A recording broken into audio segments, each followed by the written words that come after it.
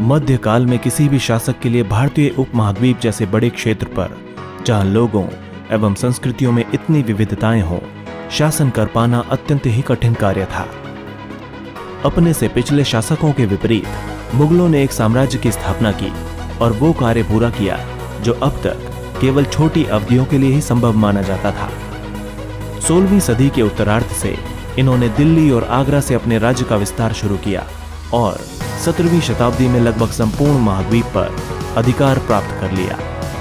उन्होंने प्रशासन के ढांचे तथा शासन संबंधी जो विचार लागू किए वे उनके राज्य के पतन के बाद भी टिके रहे। ये एक ऐसी राजनैतिक धरोहर थी जिसके प्रभाव से उपमहाद्वीप में उनके पश्चात आने वाले शासक भी अपने को अछूता न रख सके। आज भारत के प्रधानमंत्री स्वतंत्रता दिवस पर मुगल शासकों के निवास स्थान दिल्ली के लाल किले की प्राचीर से राष्ट्र को संबोधित करते हैं। मुगल कौन थे? दरअसल मुगल 2 शासकों के वंशज थे। माता की ओर से वे मंगोल शासक चंगेज खां से संबंध रखते थे, जो चीन और मध्य एशिया के कुछ भागों पर राज किया करता था। पिता की ओर से वे ईरान, इराक व वर्तमान तुर्की के शासक तैमूर के वंशज थे, जिसकी मृत्यु 1404 में हुई थी। परंतु मुगल अपने को मुगल या मंगोल कहलवाना पसंद नहीं करते थे। ऐसा इसलिए था क्योंकि चंगेज खां से जुड़ी स्मृतियां सैकड़ों व्यक्तियों के नरसंहार से संबंधित थी। यही स्मृतियां मुगलों के प्रतियोगियों उज़्बेकों से भी संबंधित थी। दूसरी तरफ मुगल तैमूर के वंशज होने पर गर्व का अनुभव करते थे, ज्यादा इसलिए क्योंकि उनके इस पूर्वज ने 1398 में दिल्ली पर कब्जा कर लिया था। मुगल सैन्य अभियान। प्रथम मुगल शासक बाबर ने जब 1494 में फरगना राज्य का उत्तराधिकार प्राप्त किया तो उसकी उम्र केवल 12 वर्ष थी। मंगोलों की दूसरी शाखा उज़्बेकों के आक्रमण के कारण उसे अपनी पैतृक गद्दी छोड़नी पड़ी थी। अनेक वर्षों तक भटकने के बाद उसने 1504 में काबुल पर कब्जा कर लिया। उसने 1526 में दिल्ली के सुल्तान इब्राहिम लोदी को पानीपत में हराया और दिल्ली तथा आगरा को अपने कब्जे में ले लिया। मुगलों के सम्राट और उनसे जुड़ी प्रमुख घटनाएं। बाबर 1526 से 1530। बाबर ने 1526 में पानीपत के मैदान में इब्राहिम लोदी एवं उसके अफगान समर्थकों को हराया था। 1527 में खानूवा में राणा सांगा राजपूत राजाओं और उनके समर्थकों को हराया। इसके बाद बाबर ने 1528 में चंदेरी में राजपूतों को हराया। अपनी मृत्यु से पहले दिल्ली और आगरा में मुगल नियंत्रण स्थापित किया।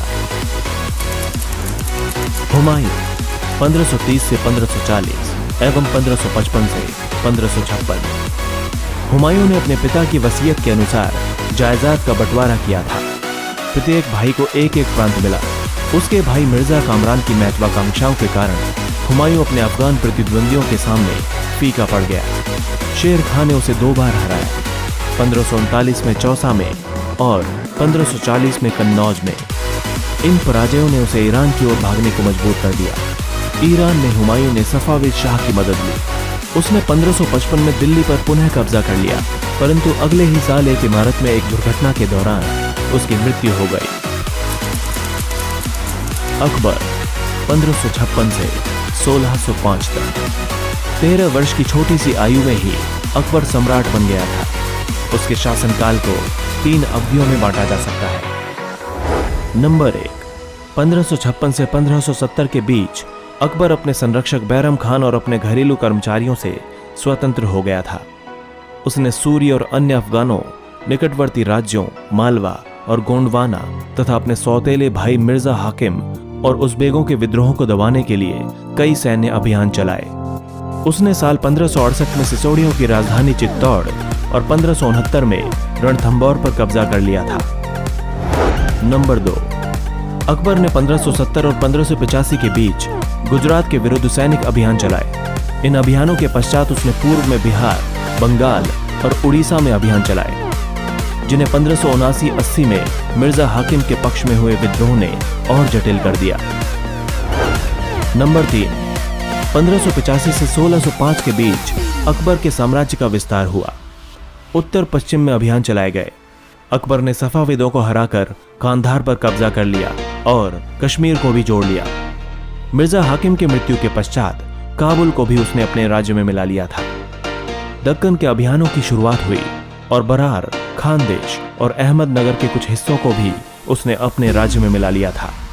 अपने शासन के अंतिम वर्षों में अकबर की सत्ता राजकुमार सलीम के विद्रोहों के कारण लड़खड़ा गई थी। यही सलीम आगे चलकर सम्राट जहांगीर कहलाया। जहांगीर 1605 से 1627। जहांगीर ने अकबर के सैन्य अभियानों को आगे बढ़ाया।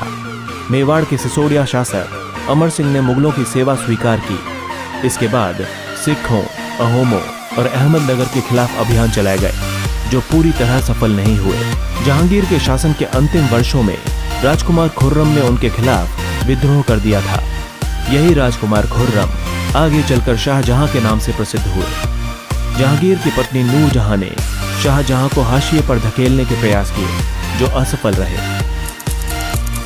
शाहजहां 1627 से 1658। दक्कन में शाहजहां के अभियान जारी रहे। एक अफगानी रईस खान जहान लोदी ने शाहजहां का विरोध किया और वो पराजित हुआ। अहमदनगर के विरुद्ध अभियान चलाए गए, जिसमें बुंदेलों की हार हुई और ओरछा पर कब्जा कर लिया गया। उत्तर पश्चिम में बल्ख पर कब्जा करने के लिए उज़्बेकों के विरुद्ध अभियान चलाए गए, जो असफल रहे। परिणाम स्वरूप कांधार सफाविदों के हाथ में चला गया। 1632 में अंततः अहमदनगर को मुगलों के राज्य में मिला लिया गया और बीजापुर की सेनाओं ने सुलह के लिए निवेदन किया। 1657-58 में शाहजहां के पुत्रों के बीच उत्तराधिकार को लेकर झगड़ा शुरू हो गया। इसमें औरंगजेब की विजय हुई और दारा शिकोह समेत उसके 3 भाइयों को मौत के घाट उतार दिया गया। शाहजहां को उसकी बाकी की जिंदगी के लिए आगरे के किले में कैद कर दिया गया। औरंगजेब 1658 से 1707। 1663 में उत्तर पूर्व में अहोमों की पराजय हुई, परंतु उन्होंने 1680 में दोबारा विद्रोह किया। उत्तर पश्चिम में यूसुफजई और सिखों के विरुद्ध अभियानों को अस्थायी सफलता मिली। मारवाड़ के राठौर राजपूतों ने मुगलों के खिलाफ विद्रोह किया था।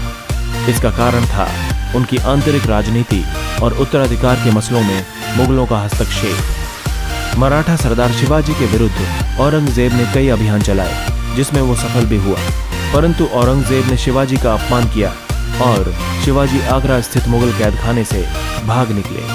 उन्होंने अपने को स्वतंत्र शासक घोषित करने के पश्चात मुगलों के खिलाफ पुनः अभियान चलाए। आगे चलकर राजकुमार अकबर ने औरंगजेब के विरुद्ध विद्रोह किया, जिसमें उसे मराठों और दक्कन की सल्तनत का सहयोग मिला। अंततः वो ईरान के सफाविद की ओर भाग गया। अकबर के विद्रोह के पश्चात औरंगजेब ने दक्कन के शासकों के विरुद्ध सेनाएं भेजी। 1685 में बीजापुर और 1687 में गोलकुंडा को मुगलों ने अपने राज्य में मिला लिया। 1698 में औरंगजेब ने दक्कन में मराठों के विरुद्ध अभियान का प्रबंध स्वयं किया था। उस समय मराठे छापामार पद्धति का उपयोग कर रहे थे। औरंगजेब को उत्तर भारत में सिखों, जाटों और सतनामियों, उत्तर पूर्व में अहोमों और दक्कन में मराठों के विद्रोहों का सामना करना पड़ा। उसकी मृत्यु के पश्चात उत्तराधिकार के लिए युद्ध शुरू हो गए। उत्तराधिकार की मुगल परंपराएं। मुगल ज्येष्ठाधिकार के नियम में विश्वास नहीं करते थे, जिसमें ज्येष्ठ पुत्र यानी बड़ा बेटा अपने पिता के राज्य का उत्तराधिकारी होता था। इसके विपरीत उत्तराधिकार में वे सैदायाद की मुगल और तैमूर वंशों की प्रथा को अपनाते थे, जिसमें उत्तराधिकार का विभाजन समस्त पुत्रों में कर दिया जाता था। मुगलों के अन्य शासकों के साथ संबंध। मुगलों ने उन शासकों के विरुद्ध लगातार अभियान चलाए जिन्होंने उनकी सत्ता को स्वीकार करने से इनकार कर दिया था। जब मुगल शक्तिशाली हो गए तो कई अन्य शासकों ने स्वेच्छा से उनकी सत्ता को स्वीकार कर लिया था। राजपूत इसका एक अच्छा उदाहरण है। अनेक राजाओं ने मुगल घराने में अपनी पुत्रियों के विवाह करके उच्च पदों को प्राप्त किया था, परंतु कईयों ने इसका विरोध भी किया। मेवाड़ के सिसोदिया राजपूत लंबे समय तक मुगलों की सत्ता को स्वीकार करने से इनकार करते रहे, परंतु जब वे हारे तो मुगलों ने उनके साथ सम्माननीय व्यवहार किया और उन्हें उनकी जागीरें यानी वतन जागीर के रूप में वापस कर दी। पराजित करने परंतु अपमानित न करने के बीच सावधानी से बनाए गए संतुलन की वजह से मुगल भारत के अनेक शासकों और सरदारों पर अपना प्रभाव बढ़ा पाए थे, परंतु इस संतुलन को हमेशा बरकरार रखना कठिन था। मनसबदार। और जागीरदार।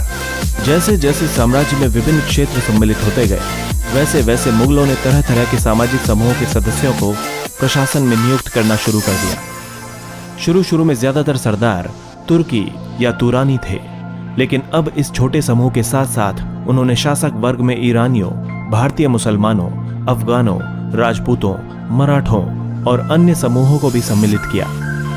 मुगलों की सेवा में आने वाले नौकरशाह मनसबदार कहलाते थे। मनसबदार शब्द का प्रयोग ऐसे व्यक्तियों के लिए होता था जिन्हें कोई मनसब यानी कोई सरकारी हैसियत वाला पद मिलता हो। यह मुगलों द्वारा चलाई गई श्रेणी व्यवस्था थी, जिसके जरिए पद, वेतन एवं सैन्य उत्तरदायित्व निर्धारित किए जाते थे। मनसबदार अपना वेतन राजस्व एकत्रित करने वाली भूमि के रूप में पाते थे, जिन्हें जागीर कहा जाता था।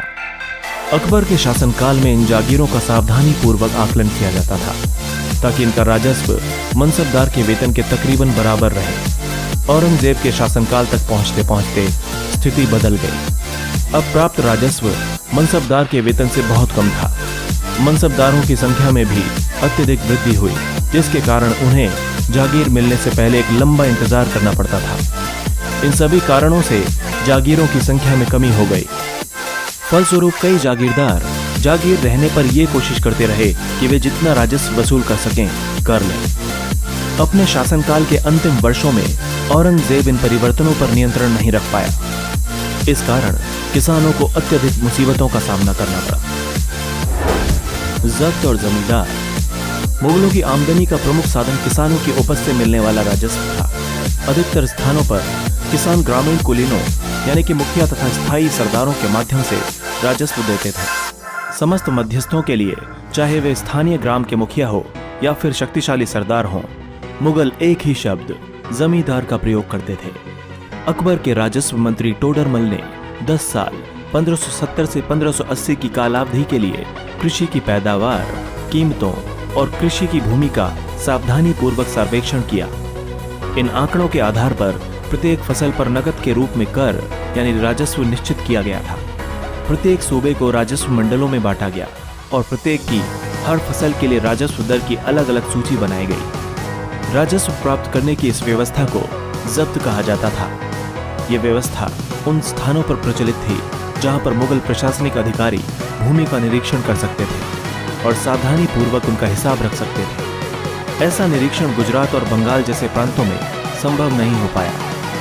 कुछ क्षेत्रों में जमींदार इतने शक्तिशाली थे कि मुगल प्रशासकों द्वारा शोषण किए जाने की स्थिति में वे विद्रोह कर सकते थे। कभी कभी एक ही जाति के जमींदार और किसान मुगल सत्ता के खिलाफ मिलकर विद्रोह कर देते थे। 17वीं शताब्दी के आखिर से ऐसे किसान विद्रोहों ने मुगल साम्राज्य के स्थायित्व को काफी चुनौती दी। अकबर की नीतियां। प्रशासन के मुख्य अभिलक्षण अकबर ने निर्धारित किए थे और इनका विस्तृत वर्णन अबुल फजल की अकबरनामा विशेषकर आईने अकबरी में मिलता है। अबुल फजल के अनुसार साम्राज्य कई प्रांतों में बटा हुआ था, जिन्हें सूबा कहा जाता था। सूबों के प्रशासक सूबेदार कहलाते थे, जो राजनीतिक तथा सैनिक दोनों प्रकार के कार्यों का निर्वाह करते थे। प्रत्येक प्रांत में एक वित्तीय अधिकारी भी होता था, जो दीवान कहलाता था। कानून और व्यवस्था बनाए रखने के लिए सूबेदार को अन्य अफसरों का सहयोग प्राप्त था, जैसे कि बख्शी यानी सैनिक वेतन अधिकारी, सदर यानी धार्मिक कार्यों वाला मंत्री, फौजदार यानी सेना नायक और कोतवाल यानी नगर का पुलिस अधिकारी। अकबर के अभिजात बड़ी सेनाओं का संचालन करते थे और बड़ी मात्रा में राजस्व खर्च करते थे। जब तक वे वफादार रहे, साम्राज्य का कार्य सफलतापूर्वक चलता रहा।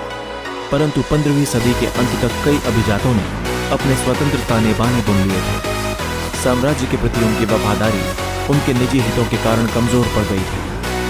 1570 में अकबर जब फतेहपुर सीकरी में था, तो उसने उलेमा, ब्राह्मणों, पादरियों और जरदुश्त धर्म के अनुयायियों के साथ धर्म के मामलों पर चर्चा शुरू की। ये चर्चाएं इबादत खाना में हुई। अकबर की रुचि विभिन्न व्यक्तियों के धर्मों और रीति रिवाजों में थी। इस विचार विमर्श से अकबर की समझ बनी कि जो विद्वान धार्मिक रीति और मतांधता पर बल देते हैं, वे अक्सर कट्टर होते हैं। उनकी शिक्षाएं प्रजा के बीच विभाजन और असामंजस्य पैदा करती हैं। ये अनुभव अकबर को सुलह कुल या सर्वत्र शांति के विचार की ओर ले गया। सहिष्णुता की यह धारणा विभिन्न धर्मों के अनुयायियों में अंतर नहीं करती थी। बल्कि इसका केंद्र बिंदु थी नीति शास्त्र की एक व्यवस्था जो सर्वत्र लागू की जा सकती थी, जिसमें केवल सच्चाई, न्याय और शांति पर बल था। अबुल फजल ने सुलह कुल के इस विचार पर आधारित शासन दृष्टि बनाने में अकबर की मदद की। शासन के इस सिद्धांत को जहांगीर और शाहजहां ने भी अपनाया। 17वीं शताब्दी के बाद मुगल साम्राज्य की प्रशासनिक और सैनिक कुशलता के फलस्वरूप आर्थिक और वाणिज्यिक समृद्धि में वृद्धि हुई। विदेशी यात्रियों ने इसे वैसा धनी देश बताया जैसा कि किस्से कहानियों में वर्णित होता है, परंतु यही यात्री इसी प्रचुरता के साथ मिलने वाली दरिद्रता को देखकर विस्मित रह गए।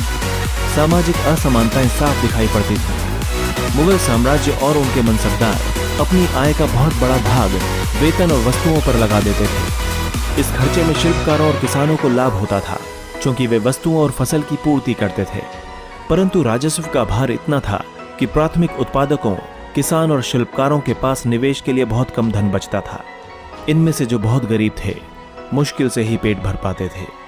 ऐसी अर्थव्यवस्था में ज्यादा धनी किसान, शिल्पकारों के समूह, व्यापारी और महाजन ज्यादा लाभ उठाते थे।